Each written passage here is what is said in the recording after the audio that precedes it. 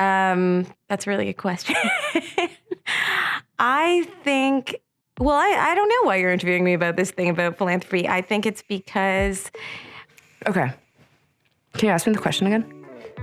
It's a funny word to think about. I've never been asked these questions in terms of why. Nobody in my community has ever asked me, why do I give?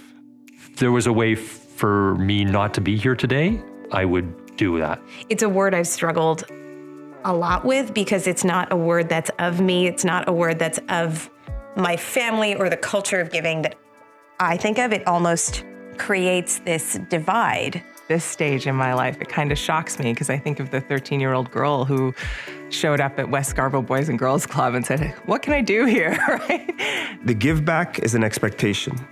We've been blessed with opportunities, so now we're in a position to support the next generation, so you just do that. I'm really motivated to give young people the opportunity to test themselves, to take risks, even to fail.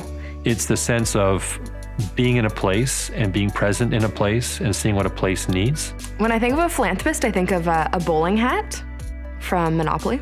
I guess a certain amount of money, or you have a vision of what a philanthropist look like, and I just don't think I fit that mold. I'm pale. I'm male. I'm hoping I'm not stale.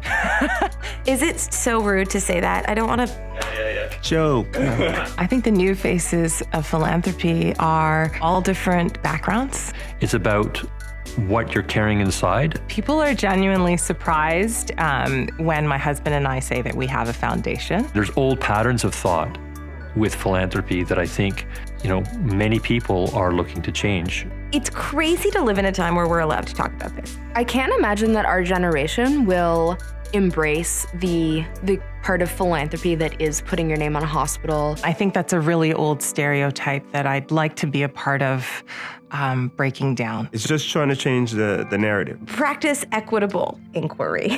Be equally curious about everyone.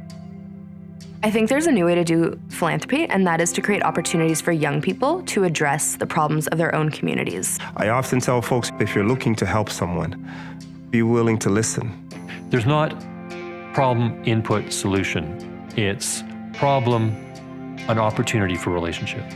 Allow those that are experiencing to speak to what they need, as opposed to people coming in and saying, no, you know what, here's what I think will work best for you.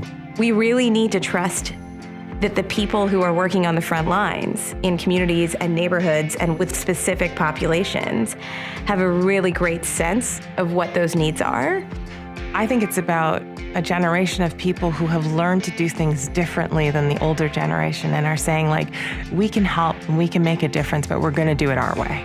Becoming a philanthropist or a fund holder allows me to have another tool in my toolbox to influence change.